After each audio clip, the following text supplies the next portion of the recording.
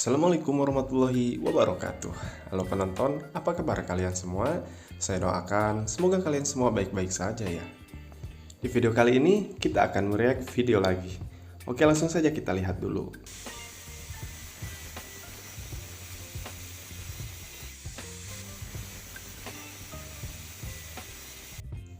Oke, seperti itulah videonya. Di video tersebut nampak seorang teknisi yang sedang melakukan pemotongan. Namun cara dia memotong sangatlah ngeri-ngeri sedap ya.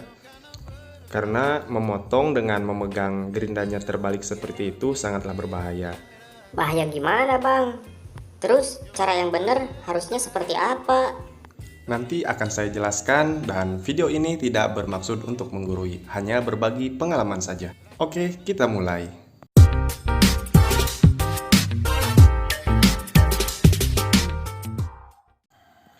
Teknik pemotongan dengan memegang terbalik seperti ini tidak sepenuhnya disalahkan, tergantung material apa yang akan kita potong.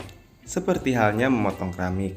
Dengan cara seperti ini bisa membuat debunya dari hasil pemotongannya ke depan dan menjauhi badan kita, sehingga kita terbebas dari debu. Karena material keramik mempunyai peluang menjepit batu potongnya itu lebih kecil jika dibandingkan dengan material besi atau sejenisnya.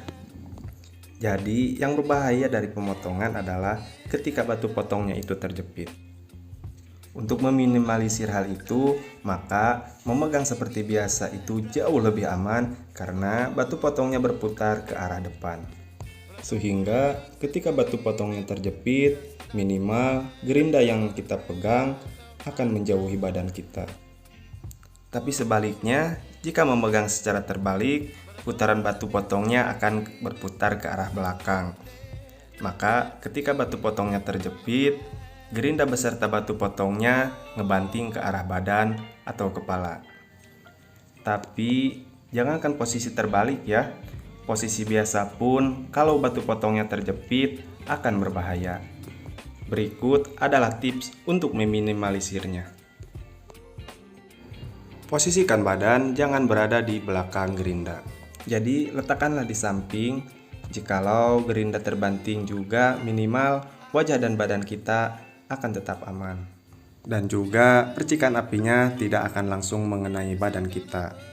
Ketika mau melakukan pemotongan, jangan letakkan material yang akan kita potong di lantai. Apalagi lantai yang kita gunakan tidak rata. Gunakanlah ganjal di sebelah material yang kita pegang. Karena dengan cara ini membuat batu potong tidak akan terjepit. Bahkan jika materialnya berat, material akan turun dan celah pemotongan menjadi besar. Jangan menggunakan dua ganjal, karena jika ini dilakukan, material tengah yang kita potong akan tertekan ke bawah, mengakibatkan batu potongnya bisa terjepit. Yang terakhir, gunakanlah ragum. Dengan cara ini jauh lebih aman dan memegang gerinda pun bisa menggunakan dua tangan. Tentunya bisa lebih kuat dan pemotongan bisa lebih rapi.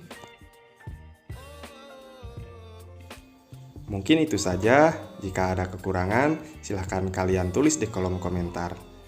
Sampai jumpa di video selanjutnya. Assalamualaikum.